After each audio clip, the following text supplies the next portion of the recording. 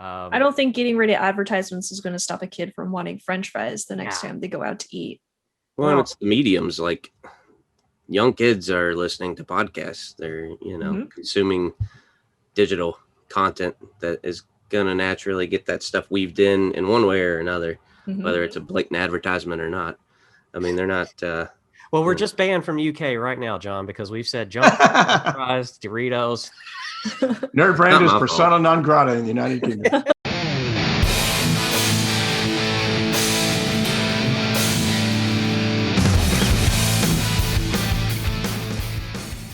Welcome to the NerdBrand Podcast, everybody. I'm your host, Jason. That's Mitch. That's John. And today we have Carly. And Carly is the brand manager of Gaming Source Network, a news and review gameplay platform dedicated to positivity, inclusivity, and gaming. She's a talented graphic designer and a small business owner. Welcome, Carly, to the show. Thanks for having me here. So I will let you have the floor for a bit. Tell everybody who you are, what you like, your passion, what you do, and, the floor is yours. Sure. Well, hi, I'm Carly. Some of you may know me as Scarlett. I am the branding manager of Gaming Source Network, GSN, your number one source for all things gaming. We do a lot of news, reviews, and live stream content of video games. We like to cover various platforms. We mostly aim towards Stadia and GFN right now, trying to showcase the power of cloud gaming. As the branding manager, I'm the one who makes it look pretty. So all those thumbnails and all those banners, all that's from me. It's graphics and drawing. That's been one of my passions since I was a kid. Like back when I was drawing dragons that looked like just wiggly lines and wings. Like that was me from the beginning. Dragons, everything. I love video games. So when I was invited to become part of GSN, which was originally called Stadia Source, I immediately took the opportunity. I was just like, heck yeah, I want to be part of this. Like, it was the coolest thing ever. As Jason said, I also do some small business stuff. So I do wood crafting, and I also do gamer apparel through various drop shipping methods. I'm a mom. I'm a wife. I love reading. I'm a nerd, guys. I'm just a nerd. Like, you ask me, I love it. I love movies. He is us. I love books. I love games. I love comics. Like, I'm just there for it. I don't do sports games though, because I played soccer from 4 to 18. That, like, if you try to have me play a soccer game, I'm just like, I can't. Like, I need to no. I can't do them either. I have no interest. Yeah. I've never had an interest in sports games. I was a Zelda guy. I love that because I love solving puzzles. I was Jack and Daxter.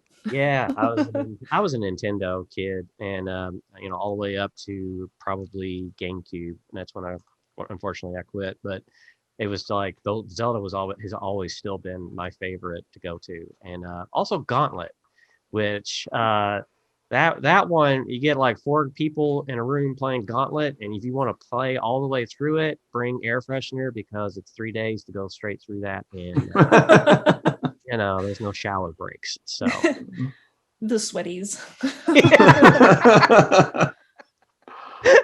I haven't done that in a really long time, but that's a true story. Like, I mean, I know, like, you guys have all probably been there when you get really, like, excited about something you're really into and you just kind of get all flushed all over. Yeah. Yep. My husband and I watch Collider occasionally. And so, like, they'll introduce it like, welcome to the show, sweaties. And that's just kind of their endearment term for those who get so excited you start sweating. You're like, this is so good. Yeah. I love it.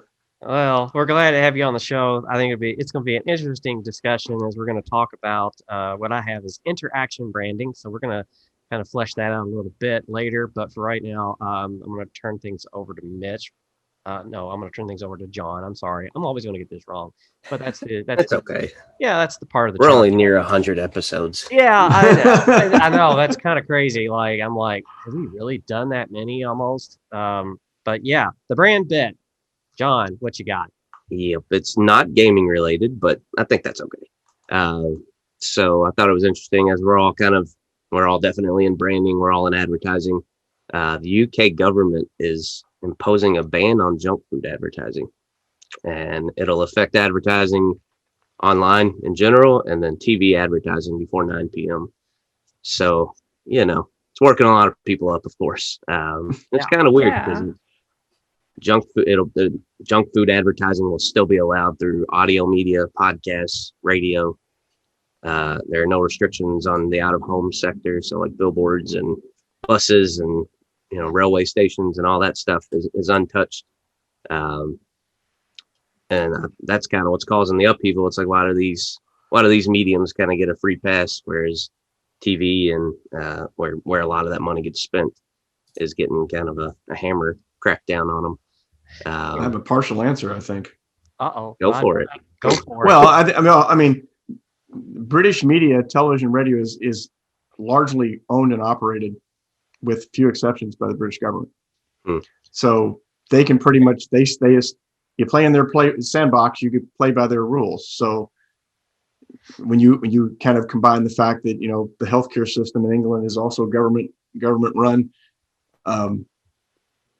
I guess they see it it's in their purview. If it's our responsibility to make sure everybody maintains a certain level of health, well, then we by association can then govern the communication side of that, that maybe promotes people taking advantage of a unhealthy lifestyle, which again for me personally raises a slew of questions. Okay, it's up after 9 o'clock. Well, that just assumes that all the kids in England don't, they all go to bed or cloister themselves after 9 o'clock. And from the advertiser's perspective, it's just like everything else. Everything's getting complicated and convoluted, and there's nuances. Like for example, McDonald's will be allowed to advertise on TV, but it will be brand only. So they won't be able to show any of their food other than apparently chicken nuggets, because those are not a banned product. And so there's all these little nuances. Wow. Do what? And a burger isn't? Because a burger's a burger. I mean, how is that? Like, I don't think like, oh, I'm going to watch the next episode of Loki and I'm going to chow down on some Big Macs. No, that's not what happens. I don't understand that.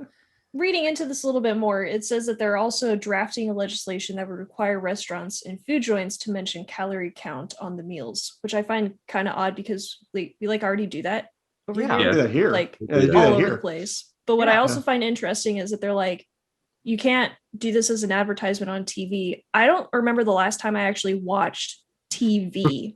So I haven't seen advertisements except for when we use like Peacock every once in a while. Like, I haven't seen advertisements for anything in years. And my kids think something breaks when they see an advertisement. It's hilarious. Because they're used to, things like Netflix or Disney Plus. These things don't have ads stuck in them. So I'm curious, like, is that kind of different over in the UK? Do a lot of kids like watch actual TV, or I just find that really odd? There's a lot of questions. Oh, yes. More questions than answers. Yeah. So if you're out there listening to this and you're in England, be on the show. Yeah, well, half my team at GSN is from across the pond, so I'm going to go ask them about this after the show. I just don't know where you draw the line on junk food. Like it's categorized as high salt, high sugar, obviously, but like and fat, but some things are excluded. Like cream-based products are evidently excluded from the ban. So it's like, and there are a few other products, and like zero sugar soda is excluded. And so it's just like, which I find odd because zero sugar soda has a bunch of other crap in it too. Right. So. That's it really healthier. I don't think getting rid of advertisements is going to stop a kid from wanting French fries the next time they go out to eat. Well, it's the mediums. Like, young kids are listening to podcasts. They're, consuming digital content that is going to naturally get that stuff weaved in one way or another, whether it's a blatant advertisement or not. I mean, they're not. Well, we're just banned from UK right now, John, because we've said junk fries, Doritos. NerdBrand is persona non grata in the United Kingdom. It's Boris's fault. So get a VPN from NordVPN if you want to watch this show or listen. Right. I just think it's a testament overall to, again, how kind of complicated this is.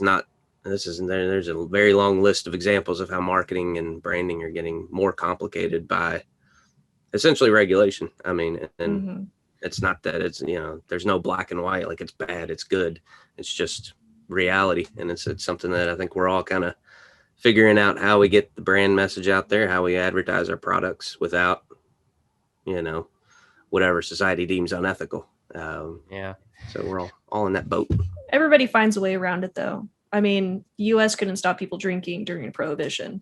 It just went somewhere else. So people are going to find a way around it.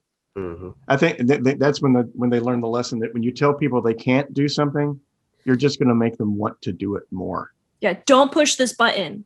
But now I really want to, because what does it do? Right. Yep. That brings us into the main topic, interaction branding. So Carly, I'll let you kind of bring that to light. What does that mean? Kind of explain that for our listeners a bit. Yeah. So I know that this may be like the way that I call it interaction branding, because for some people you have like UI, which is user interaction with something.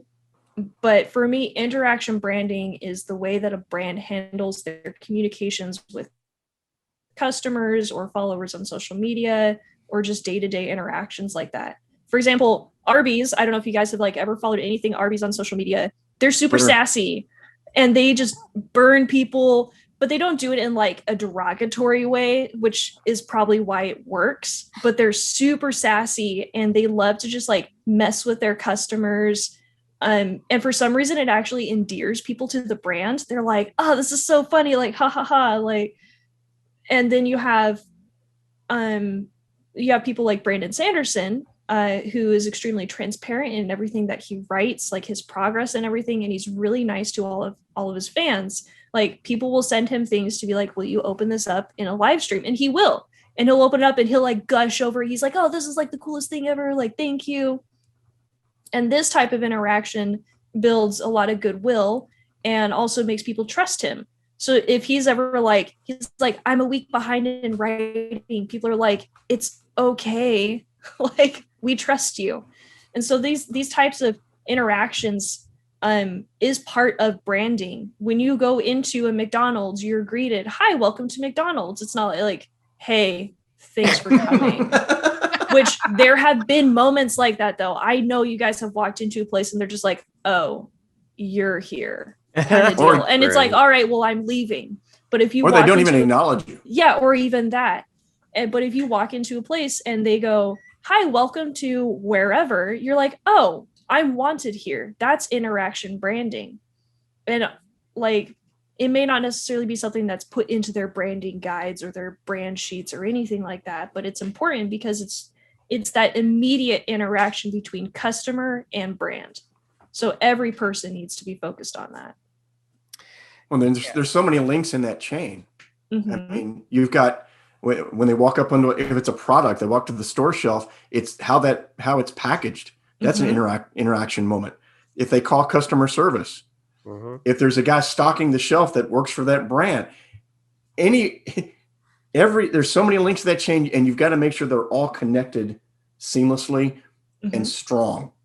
Well, you pointed out the way it's packaged, like unboxing videos. That's a thing, and it's a thing for a reason. And that's why, like, I take a lot of care in the way I package my stuff. Sometimes it's just probably too much wrapped in bubble wrap, but when it arrives to the person, they're like, I know that my thing was taken care of because of the way you took the time to package it. And that is branding as well. Not necessarily because you have your branded tape on the outside of the box, or you have your fancy boxes, and when they open it up, it's like stuff all over the place. It's because of the care that's put into it, and people want to feel like they're cared about. Well, it's like that, like you were saying about social media. I mean, it kind of sets a kind of a side question. Why is it that it's like the food brands that seem to be most in tune with having this witty banner and this kind of jocular and kind of ribbing the competition kind of attitude? Because Steakums, the people that make the real thin sheets of meat to make like Philly steak sandwiches, they have a Twitter account. And I can't remember what it was, but they were really good about interacting that way. I got a free T-shirt from them. I mean, I don't wear it out much, but anyway. Things like that. You mentioned, you mentioned Arby's. Wendy's has a pretty decent social media presence. Yo, I'm hungry now. Thanks. Oh, it is getting to be lunch. Well, see, that's actually kind of the point. You just said you're hungry. One of the most immediate needs that is in a human body is food. That's why there's so many restaurants. That's why there's people who make little bakery things and they sell on Facebook. Like, this is what people want. And so this little kind of wittiness, this sassiness, this bantering, it makes people feel a little bit more connected to the brand, because this is how people interact, is we have a bit of banter, we have a good conversation going. And so when you have that interaction, people are like, oh, okay, we kind of humanize the brand almost. Exactly. And that's what gets people to come back. Yeah, I mean, that's that. I'm glad you said it that way, because that's exactly been, now that we're doing a lot of in-person events and networking in businesses, it's like people are getting to meet us face to face, and it comes from the digital world into the in-person world, which has still got to happen. Like, no entity can be faceless. It can't be, like many people put websites up, for example, and there's no staff, there's no faces. That could be a detriment, because now I don't know who I'm connecting to. I don't know who I'm going to really talk to. You're a voice that was on a phone maybe, or an email message. I don't really have anything or any context. And we go into these events, and I met another fellow podcaster, and he's doing some other business, whatever, but giving each other tips, free stuff like that. I mean, he really connected with us, and I know he'll remember us. So yeah, if you want to be memorable, then I think that's definitely got to happen. You've got to figure that out and get that working. When you talked about like how brands act and behave, I have been a fan of, and I haven't been there in a while, and it's closed now, but I've been a fan of Ed DeBevick's in Chicago. It's one of my places to go to. It's like a 50s diner, but you're not going to go in there and see sock hops or whatever they're called happening. No, they're going to go in there and they're going to insult you, because that is what they do. They would do a YMCA dance like on top of the bar while people are waiting in line, because they would wait in line around the block to get into this place to be seated, to be insulted while they eat burgers, fries, and shakes. So sometimes brands can get away with maybe a little bit more than sassiness. Yes. I've never fully understood how that works. I think it's a careful thing to be wary of, like how far you should go when doing that, because you could actually create a negative impact, and once that kind of happens, you're not going to walk back from that very easily. But yeah, that just reminded me of the story, like when I went there and there was a couple sitting there, and he wanted a large shake, and the waitress was like, "Okay, big boy, like you need it," and it was just like, okay. I was like, anywhere else that would have like gotten that person fired. Right. Yeah, right. But to Jason's point, it as a brand, it's what people expect from them. Mm-hmm. It's what it's part of the experience, is what they're paying for. But you got to have a pretty thick skin, and it probably helps to have had some exposure to what it's about beforehand. Mm-hmm. Yeah, because if you go in there and you like want to experience that, and you're okay with being insulted or jabbed at, don't go in there and pick a fight, because what happens is the waitress gets in, and then the hostess, and then the busboys, and then everybody else starts to come by your table just to kind of let you know, like, okay, you're the stinker in the room right now. You think you're smart. But I mean, it's all supposed to be, and is, and good fun. And of course they have merch as well in the front. And I mean, it's a total experience to kind of go there. So brands like that are like a little smaller, obviously, than the MCU and the others that we've discussed, I think of with some of these experiences, even ones that show up at your door. Carly, we were talking about TaskRabbit earlier, and how their presence and what they do when they show up at your door. I've had experience with people delivering groceries, and they just kind of, you mentioned, they show up in their sweats. I kind of would like to know. So not cool. Yeah. If you're working for Instacart, you're doing all that, like Instacart should invest in some DoorDash, whatever. Yeah, they really should. My mom does Amazon stuff, and I think she also does DoorDash. She dresses nice. She doesn't wear a fancy skirt or whatever, but she wears nice khakis and a nice shirt, and then she's got the Amazon vest over it, and she looks good. But I've seen some people who pull up at the same time to get other things, and they got their torn jeans or their super relaxed t-shirt, so it's a really wavy collar kind of thing going on because it's way old. And it's just that doesn't make me want to take my food from you. You're right. It makes me want to give it back and tell you to go like take a shower or something, like, and then come back. And it's not just like brands like that. Like Amazon, I believe, has even struggled with like just giving their people proper uniforms because they, in some areas that deliveries happen, they go up to the door and they may not be like greeted well because they don't look like a delivery person, if they're subcontracted or whatever. So some have gone out and gotten their own shirts printed or wear safety jacket just to kind of let them know, like, I'm not here to rob you. Yeah, because even the Amazon vest isn't very like easy to see because it's a dark blue. That's part of their color, and it just has the Amazon on it. Like it is kind of hard to see, isn't it? That's yeah. It's interesting. We're talking about one of the things we're orbiting. One of the bigger principles we're orbiting is the idea that personifying a brand helps make a connection with their audience and with their customers. John, I'm interested in what you think. I mean, the advent of social media, that seems to have maybe caused this to kind of blow up as a principle and even be kind of exponentially raise its importance because people are interacting with them on a daily basis in a way that maybe they hadn't previously. Yeah, I mean, I think it gave people, I don't know, pre-social media and really kind of pre-internet. I mean, what interactions with a brand did you have? You interacted with their ads, which you're being advertised to. That's not a very humanizing interaction. You're going to the physical location, and at that point, you may meet a cashier or something, but it didn't seem like there was too much emphasis put on the experience. Now you go somewhere physical like Chick-fil-A, they've branded their whole experience around over the top, excitement and satisfaction and just going the extra customer service. Yeah. And, I think social kind of put the spotlight on companies. It was like, okay, now you do have this channel where people expect you. They expect you to be doing more than just pushing out branded messaging. They expect to be able to interact with you as a person. And I mean, that's an inevitable outcome of social and something that still a lot of brands, even the big ones, I think they struggle with immensely. The Wendy's of the world have managed to figure something out, at least on one channel. That's the other thing, is like Twitter is its own ecosystem. You can't pick up what Wendy's did and put it on, Facebook or Instagram necessarily, not in that same message and tone.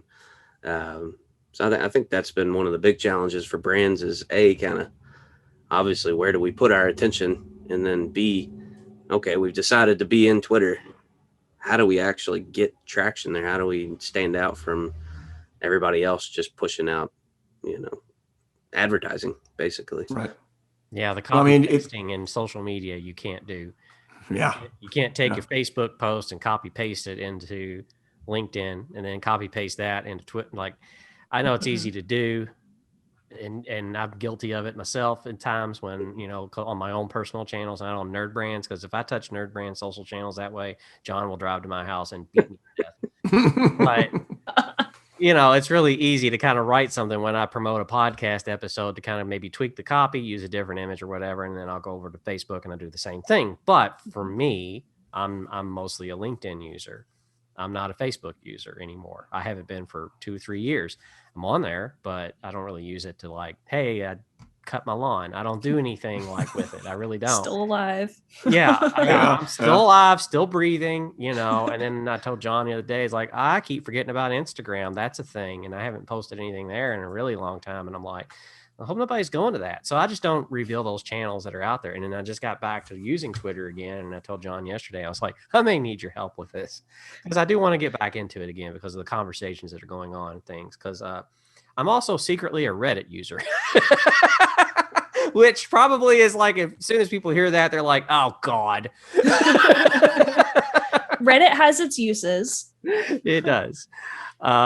There's also holes that you could fall into and reading others' comments that you should the rule is avoid. Never read the comment section. Rule number 1. Yeah. Rule number 1. But with regards to social media, one of the things is, excellent graphics and excellent attitudes is something that you, Carly, said that make a brand that can last. And you were talking about earlier, because you work on for the YouTube channel, you do all the art and everything like that. It's amazing to me how people forget, I guess, because you hear Facebook, you think posting things that people read. You don't think about like what you want them to read and like quality copy. Like John and Camaria in our organization work very hard on that.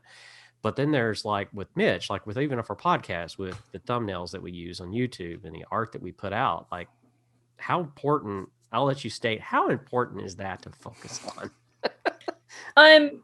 So specifically when it comes to like the YouTube thumbnails, you want people to know exactly what they're getting in one image. You know, there's the old phrase that a picture is worth 1,000 words or something like that. Well, and on YouTube thumbnails, you can put a few words on it, but you also don't want it to become a bad PowerPoint slide. Like it needs to be to the point. This is the topic. And specifically for like the live streams that we do, the game is the focus. So the game is the main image. And then we have it say live stream. We have the stamp on it so that people know if it's on Stadia or if it's on GFN or if it's just a generic GSN video. And then we say who's doing it. And that's it. But the focus is the image of what the game is going to be, because when people want to see what the game is, they don't want to have to like look through this itty bitty image to try to find, okay, they're playing this game. Yes, you can use the title next to the image. So like when you actually put the title into it and say, I'm playing this game on this platform at this time, blah, blah, blah, people see the image first. We had like, before I was brought on, we had we call him CEO because it's basically what he is. Our CEO, Dan, was doing all of the graphics and he was doing a pretty good job. But when I came in, I was like, we need to make these things the focus for this type of stuff. And then when it comes to our roundtable podcast, like this needs to be the focus. And when it comes to our how-to videos, this part of the image needs to be the focus. And so there's all sorts of different things. And then I took each of those images and turned them into the different formats to match different social medias. So with Twitter, it used to be you would want to focus on 16:9 photos, but now you can really do any size now that they've gotten rid of Twitter crop. Though there is still Twitter crop if you go onto your desktop to look at Twitter. So 16:9 for Twitters, 1x1s for Instagram, and I think it was also like I still use 16:9 for Facebook, but I just had more pixel count to it. And so like you need to rearrange the images. So to come back to your question, how important is it? I find it to be extremely important, because if you go through videos, so like, let's say you were to search in the chat or search in the search bar, Legend of Zelda Breath of the Wild live stream gameplay. And the first few images, there's one that's like just an in-game screenshot. It's like, okay, well, there's that. Or there's something that's covered with a bunch of text and you're trying to read it, you're like really close to your screen. It's like, okay, well, there's that. Or there's the one that's like, that says live stream, first gameplay, Legend of Zelda, and they make it exciting. That's the one you're going to click. Yep. Go ahead. Yep. Sorry. No, I'm just agreeing. I mean, clarity. I mean, that's the one thing that social media has done is reduce people's already shrinking attention spans to even less. So you got to get to the point and you have to be clear. I mean, as it's always been in marketing and advertising, say what you need to say.